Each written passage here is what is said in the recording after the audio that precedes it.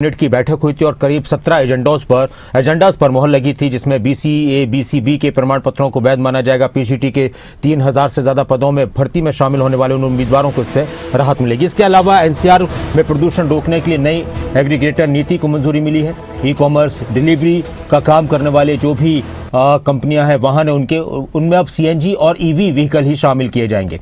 औद्योगिक नीति 2026 को भी मंजूरी मिली है। जितेंद्र चौधरी हमारे साथ जुड़े हुए। जितेंद्र, बहुत संक्षेप में जो महत्वपूर्ण पॉइंट्स थे कैबिनेट की बैठक के, उस पर भी बात करेंगे। और जो आप जिक्र कर रहे थे एनसीआर में खासतौर से डिलीवरी का काम करने वाले या फिर ओला वगैरह जैसी कंपनियां हैं, उनके लिए अब कहा गया है कि सीएनजी और ईवी वाहन ही उनके सर्किल में अब शामिल किए जाएंगे। इसको लेकर किस तरह की बातें निकलकर सामने आई?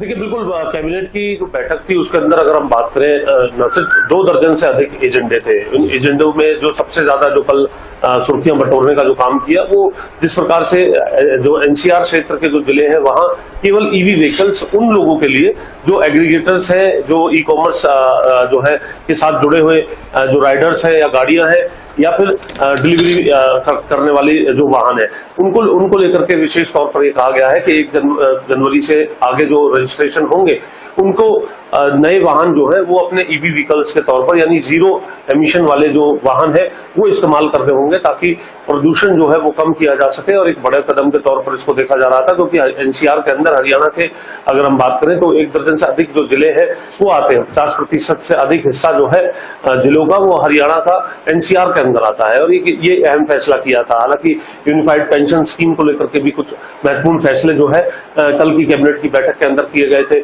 इसी तरीके से उद्योग नीति को लेकर के भी कुछ जो फैसले हैं वो किए गए थे कि किस प्रकार से उसका फायदा जो है वो उठाया जा सकता है। जो कॉलोनियां हैं उनको अक्टूबर से 2025 से पहले जो कॉलोनियां बनी है उनको पास करने का फैसला यहाँ पर किया गया था। तो ऐसे बहुत से फैसले थे जो कल कैबिनेट की बैठक में किए गए थे। लेकिन प्रदूषण को कम करने के लिए और मौजूदा हालात में जो पेट्रोल डीजल के सीमित इस्तेमाल की बात कही जा रही है, उसको ध्यान में रखते हुए एग्रीगेटर्स, ई कॉमर्स साइट से जुड़े हुए जो राइडर्स है या फिर गाड़ियां हैं और उनके लिए, और जो साथ ही साथ जो डिलीवरी करने वाली जो गाड़ियां हैं, घर पर अलग अलग सामान जो लेकर के आते हैं, उनके लिए खासतौर से ये ईवी व्हीकल्स का फैसला अपने आप में एक अहम फैसले के तौर पर, बड़े फैसले के तौर पर माना जा रहा था। बहुत शुक्रिया आपका जितेंद्र, इस पूरी बातचीत के लिए और चर्चा के लिए।